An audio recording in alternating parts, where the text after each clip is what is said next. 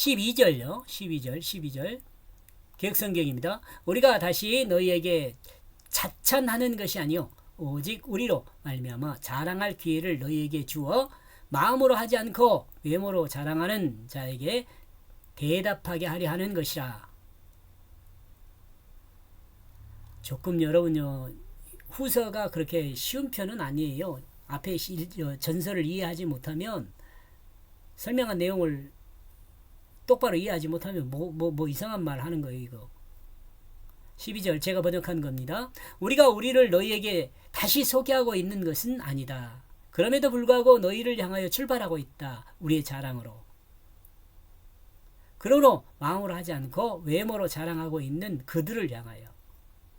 마음으로 해야 하는데 외모로 하면 안 되는데 외모로 하는 사람들 때문에 문제가 생겨가지고 지금 가고 있는 거죠. 성경은 고린도 교회를 향하여 복음으로 인하여 변화된 자신들의 모습, 곧 복음으로 인하여 마음과 행동의 일치 속에서 친구들에게 복음을 전하고 있습니다. 또 확신에 찬 기쁨이 충만한 자들에게 고린도 교회 친구들도 같은 출발을 할 수 있도록 하는 의도를 가진 말씀입니다.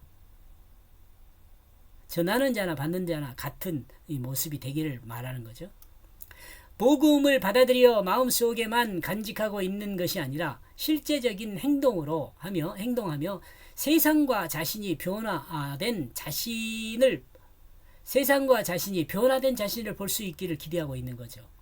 여러분 자신도 여러분 자신이 변화된 것을 봐야 돼요. 곧 하나님의 거룩한 백성으로 변화된 모습을 가지고 눈에 볼 수 있는 변화를 가질 것을 권하고 있는 거죠. 삶이 변해야 돼요. 이 삶이 변화되어서 그 삶을 통해서 전도하는 거예요. 성경은 그리스도인에게 마음속에 있는 것으로 증거하는 그것이 아니라 실제적인 삶의 모습을 통해서 그 말씀을 드러내기를 명하고 있어요. 이 점은 그리스도인으로 살아가는 많은 하나님의 백성들에게 깊은 교훈을 주는 것입니다.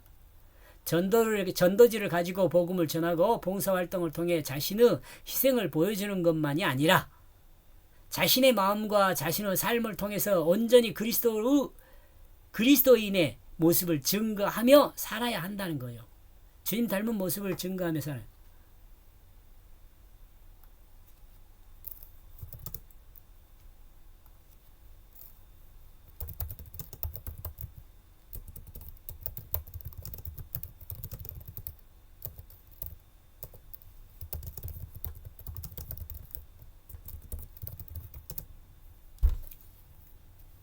신앙은 내적인 변화를 통해 외적인 변화의 모습이 세상에 드러나야 한다고 말을 합니다.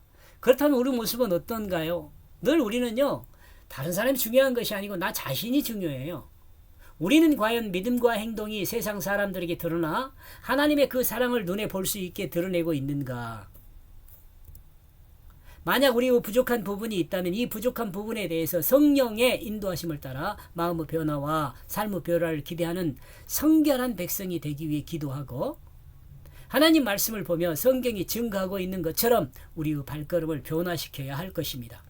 여기서 발걸음을 변화시킨다는 것은 곧 행동하는 과정과 결과가 그리스도인으로서 온전하게 드러날지라도 전혀 부끄러움 없이 없는 상태가 되는 그것을 이야기합니다.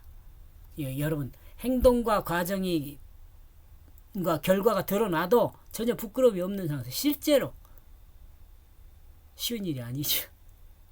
그래 이렇게 살아야 되거든요. 그래야 주님을 닮은 모습에서.